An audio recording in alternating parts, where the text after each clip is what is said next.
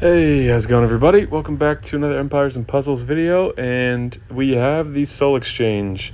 If you've ever wondered what Empires and Puzzles would be like with way more quality of life features, a dev team that listens to player feedback, and more value for your money spent, then download Gemstone Legends right now from the links in the description of this video to get yourself a free $50 starter bonus. I know it can be intimidating to start a new game like this, but between myself and other great content creators, there are tons of tutorial videos out there to make playing Gemstone Legends a lot of fun. The fact that they offer a $50 starter bonus to new players and have such great quality of life features are two big reasons why over 50,000 Empires and Puzzles players have already made the switch. It's awesome, and I look forward to seeing you there. I hope you have not made your decision yet. I know some people do it right away, even though you've got plenty of time to think about it. I always advise, as you well know from watching my channel, to stop and think about things for a bit longer. But anyways, here's my advice. I would say that we probably have the best Soul Exchange we ever have had, so I have to give them credit for that. However, the observation could be made that we have the best Soul Exchange, but we also have the highest degree of power creep, so perhaps this is necessary for it to even be remotely appealing with what's available now. But either way, there's good options in here, and that is good for people with legendary heroes to spare. So, starting in the first column, I don't think I would really recommend... Well, that's not true. Let's go through this. So we have very fast speed hero of the month. Stats, we'll look at all the double limit broken stats just so we have a more even point of comparison. Deals 150% damage to the target. Very low. Target and nearby enemies receive 753 poison over 3 turns. Keep in mind that's with the limit break, up from 573. So not a lot. That's about 250 per turn. It is dispellable. You receive 100% of dealt poison damage as health, so that is a lot. That's probably 700, with the double limit break, 750 HP per turn, because that's going to be 250 to 3 different heroes. Element Link gives plus 10% mana generation to all dark allies for 4 turns, undispellable. The damage is just too low. With how much wow. With how much HP is out there and the caliber of heroes, this is just not enough. So not my recommendation for 10. I'll give a recommendation for each row, and you can decide what you want to spare. All right, deals 90% damage to all enemies, up to 290. That's modified by 25% additional damage for each holy shield. So to get that max, you need to have 8 holy shields on the board. 290 is pretty good, but the fact that it can be as low as 90 is pretty bad.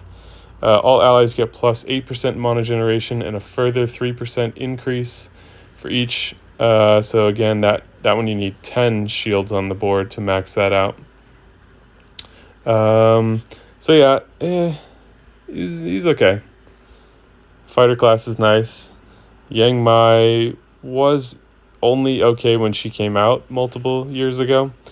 310% damage to the target. That's kind of low nowadays for even target and nearby, and this is just to the target. 60% chance for additional hits on a random enemy up to 4 times, and they deal minor damage.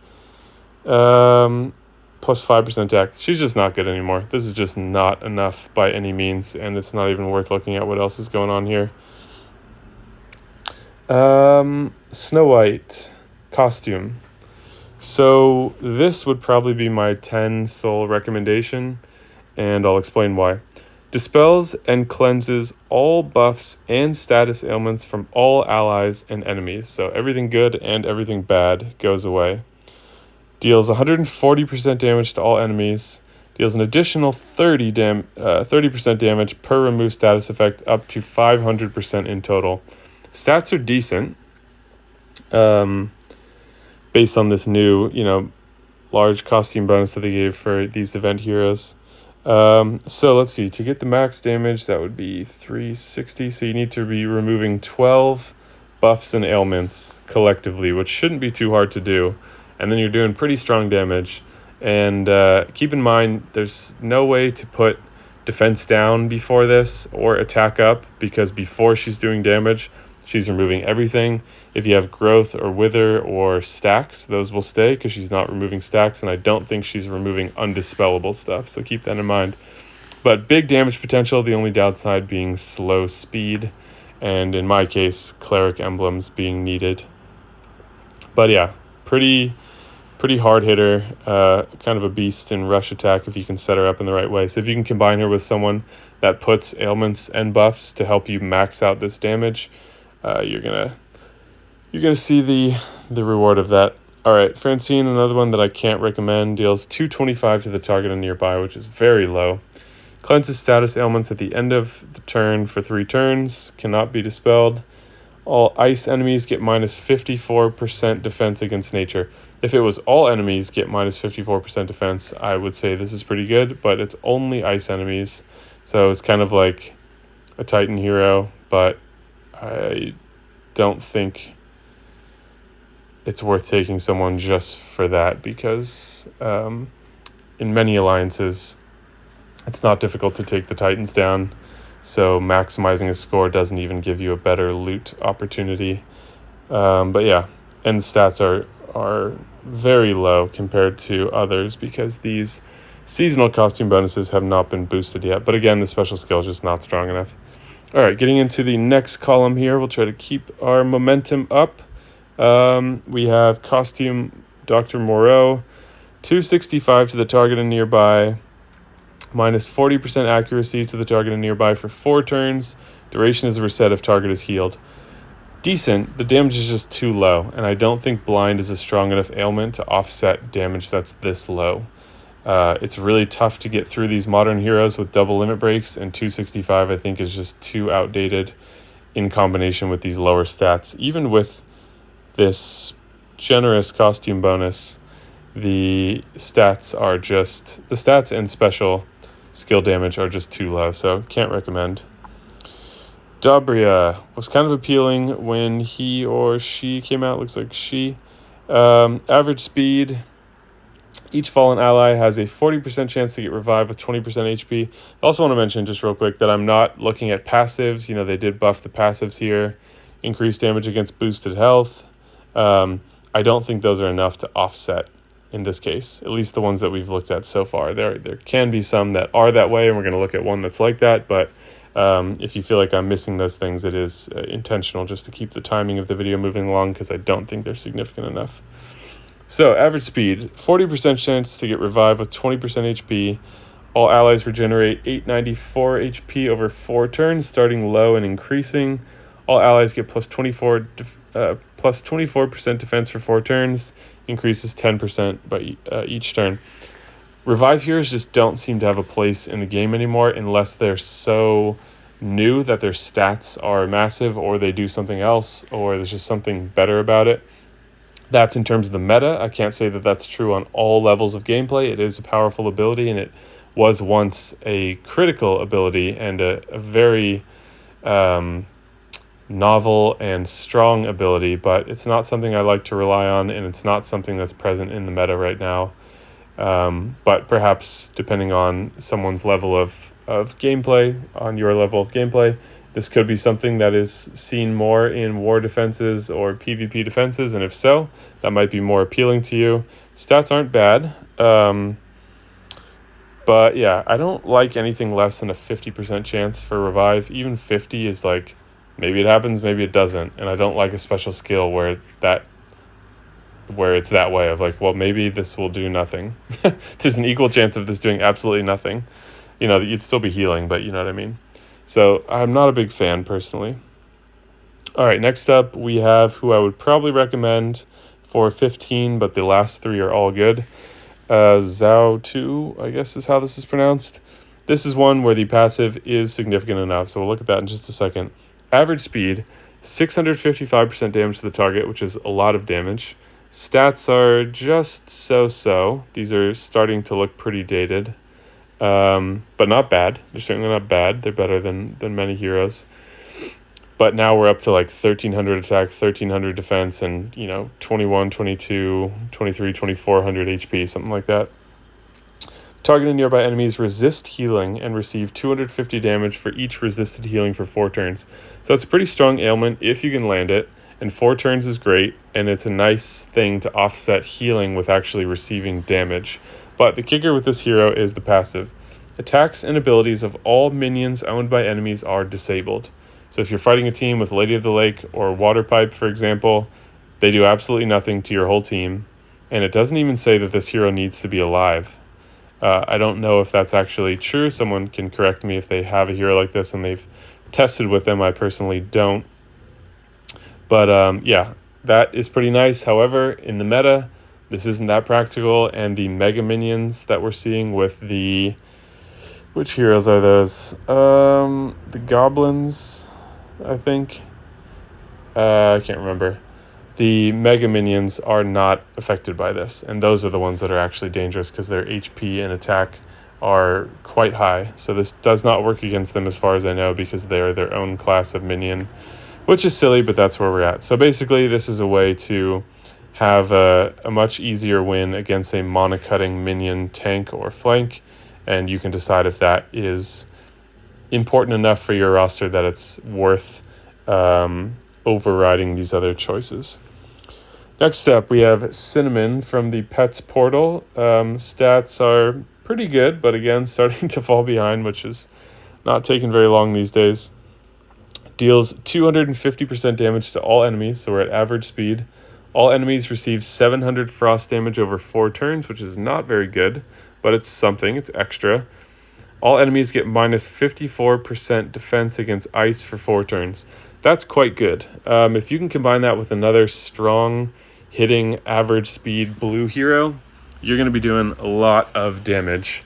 And there are some benefits to the passive here as well that are worth discussing. When a fiend is summoned to any enemy, this character deals 85% damage to all enemies, and that would increase with this decreased defense against ice. So that number, the number is not going to change, but the damage dealt by this number will go up with defensive ailments like that.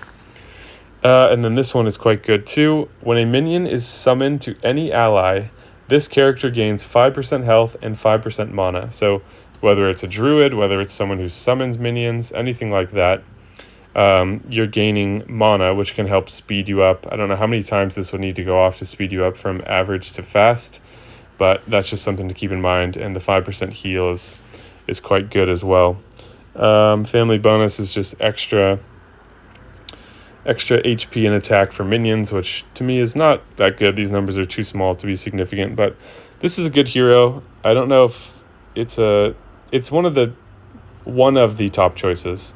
I think, like I said, these last 3 in the 15 row are the best, and you can determine based on this description which one's best for you. All right, keeping it moving. We have Eonite fighter class, which is worth mentioning. Charge hero stats again are getting dated, but aren't too bad yet. Times 1 charge deals 200% damage to all enemies. Summons a minion for each ally with 8% HP, inherited from the caster. When summoned, minion gives its owner ability to counterattack with 60% of the damage as long as the owner has the minion. And keep in mind, if the minion HP is 100 and 1,000 damage is dealt, it's going to counterattack 600 damage.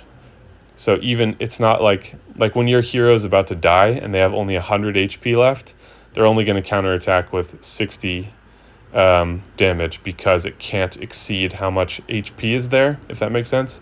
But with these minions, it can. So just keep that in mind. That is a nice thing where the minions can be small, but the counterattack can still be large. Times 2 deals 280 to all, 16% HP minion, still 60% counterattack. It'd be nice to see that go up. I would feel better about this hero if that went up, but it doesn't go up at all. Last charge, which with a level 11 mana troop, this second charge is 9 tiles.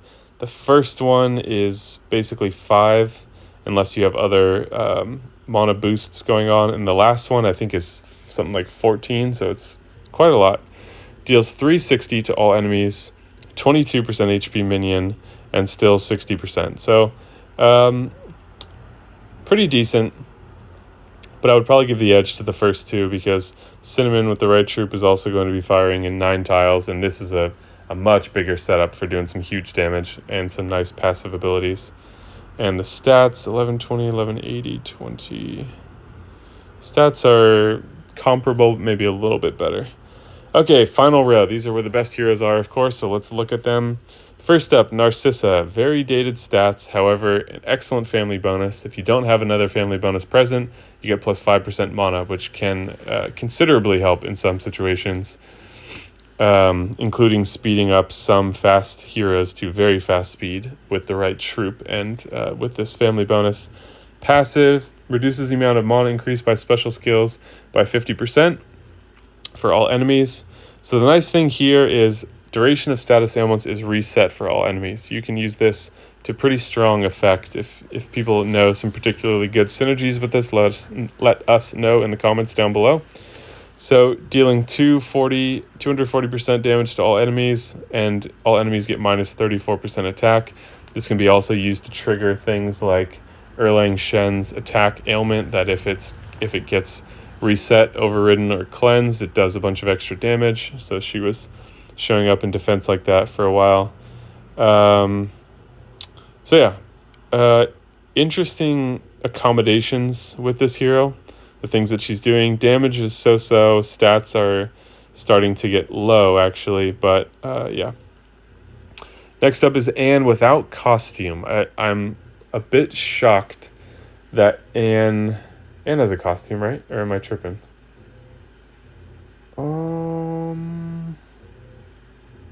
I can't remember. I thought she did. But I might be misremembering. Okay, I might be misremembering that. Stats, 1100, 1100, 1897. So those are, again, on the lower side. Fast speed, which is nice. 550% damage to the target is still big damage. If the target had more than 50% health before receiving damage, targets another one. If none, then she just targets one other. If hit enemies use their special skill in the next 4 turns, they get minus 34% attack, minus 34% defense, and minus 24% mana for 4 turns. That is really good. When she came out, she was absolutely broken and an outstanding hero. She's less good now, but still very good. Fighter class, family bonus is junk if I remember, yeah. But this ailment is fantastic. It's 4 turns.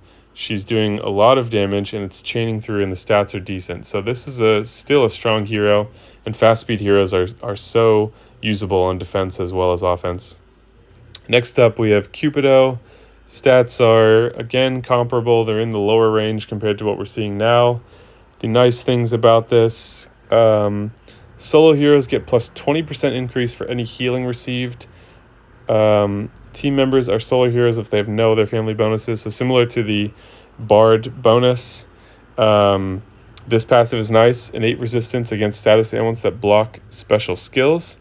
That is very useful.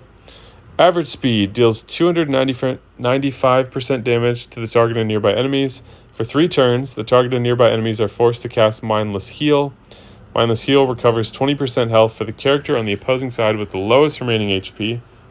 And this family bonus, if they don't have another family bonus active, can boost that to a 40% heal, which is sizable. So the trick is, can you land this ailment? Is it going to be blocked, or a Toon hero is going to resist it? And can you get your average speed tiles in time? So fantastic rush hero, because being able to block enemy special skills and heal, I think Mindless Heal is better than Mindless Attack, because Mindless Attack deals like, I don't know, 150 to 250 damage maybe at the most, something like that. This has the potential to heal for 40%, which I would take any day over Mindless Attack. Shifting Mindless Attack is better than Mindless Attack, and potentially better than Mindless Heal, but it's not a clear-cut victory. So this is a fantastic hero. And if you can get the tiles and land the ailment, is very good, and you would have a difficult time losing if that happened, but it is possible. All right, next up is Bubbles. Again, stats kind of in the same range. Family bonus we looked at for pets already. The passives are the same. Fast speed deals 480% damage to the target. The target gets minus 44% damage for 4 turns, which is quite good. The target Automatically cast Shifting Mindless Attack on a random ally when mana is full at the start of a turn during 4 turns. So this is like the super version of Waddles, I think his name is. So instead of 3 turns to charge up that mana bar, you get 4. When this effect is triggered, it shifts to the hit ally and the duration is refreshed. I have to say, to this day, one of the most satisfying things in this game altogether is using Waddles, who I only use in tournaments, but there are times where I will target the leftmost hero. The whole team is charged, ready to wreck me. I target the leftmost hero, who has their special skill also ready to charge. Mindless attack goes off, drains their full mana, shifts to another hero, drains their full mana, shifts to another hero, drains their full mana, shifts, and I've had that effect cycle through the full team and just steal all of their mana while dealing damage. And it's probably the most incredible thing. Does it happen all the time? No. Does it happen often enough to be satisfying? It actually does. And that's only with 3 turns to fill up the mana bar. This gives you 4 turns, minus 44% defense for 4 turns as well, and pretty good damage. The one thing to keep in mind, and my suggestion, which is also a good thing for this hero, is that if you kill the hero you're targeting with this, you don't get the mindless attack. It's going to go away because the hero dies. So absolutely I would build this hero defensively only. And I don't know what the defensive tree looks like in the barbarian class. I don't think it's as clear cut as it is for the wizard. But don't maximize damage here. It's not going to be worth it. The shifting mindless attack is where it's at, and you can level a whole team with that, and I've seen it happen many times. So this was my personal choice. I liked the defense ailment. I liked the 4-turn shifting mindless attack. And the passives are quite good as well, because if you can get your mana boosted, even just from a druid ally, you're healing and you're gaining mana, which is pretty fantastic. So this was the hero that I thought was awesome when they came out. Didn't get them, and now I have them, so that's cool. Last up, Athos Musketeer. The best thing about the Musketeers is this family bonus. For 1, 2, and 3 heroes, 50%, 75%, 50%, 75%, and 100% chance to give cover to a random ally for 3 turns when this character casts their special skill. While in cover, the ally takes no damage from special skill attacks or normal attacks. This character takes 60, 50, or 40% of the damage. So it's just a damage reduction. And this hero is essentially tanking for that other hero while reducing the damage. The fact that it's a random ally is not ideal. It would be really cool if you could choose that, because you could just be super strategic with this, and that would be a lot of fun, but it's random. Can't be dispelled. Can only give cover to 1 ally at a time. Alright, we have very fast speed. Destroys all minions from the target. What is this again? When the character receives damage from a special skill, or in place of cover, there's a 60% chance to deal 20% of the received damage to all enemies. Don't underestimate that, because that's quite good as well. That means attacking this hero or the hero that's in cover. Yeah. So if he gives cover to someone else and you attack the hero with cover, it chains back to him and he has a chance to essentially counterattack, but to the entire team. So that's quite good too. Defense up. Ether ability is nice since he's kind of a tank in that sense. Destroys all minions from the target first. Deals 470% damage to the target. The caster gets 20% mana for each destroyed minion, so keep in mind that's only going to be up to 3 total and doesn't include mega minions. The attack bypasses defensive buffs. Caster regenerates 306 HP over 2 turns. We're absolutely not in a minion meta right now, so it's hard for me to suggest this hero, but you do get a very even if you have no minions, or just one, say because they have they're a druid or something like that, you're still bypassing defensive buffs with a very fast speed snipe. Stats are respectable, but they're starting to get on the low end here, and you have the potential to gain some mana, and cover is just really good. So not my top choice here. I'd say the 20 row is very subjective. They all do something really unique and powerful, and it really just comes down to what you need personally. Narcissa does have the weakest stats of the group, I believe. 11, 10, 60. Yeah, it's pretty close actually. Yeah, so it really just depends on what you need. I think in the other columns, there's a more clear-cut winner. In the first row, I've got to give it to Snow White, though you could probably make Odin work if you really needed a fast speed damage dealer. Second row has got to be Zao Cinnamon, or Econite, depending on what you need most. And then the fifth row, all of them are good choices, depending on what you need. My personal choice was Bubbles the cat. And yeah, that's it. Let me know your thoughts in the comments, who you chose, if you agree or disagree with my choices, anything like that. I like seeing a good discussion going around this, because I think discussing these things is a great way to make good decisions. Hopefully you've taken your time with this decision, or if you did rush it, hopefully you still feel good about the decision you made. And that's that. Please hit the like button if you enjoyed this video, and to help it be discovered by more people, it's the best thing you can do to support the channel, and it's also free and easy to do.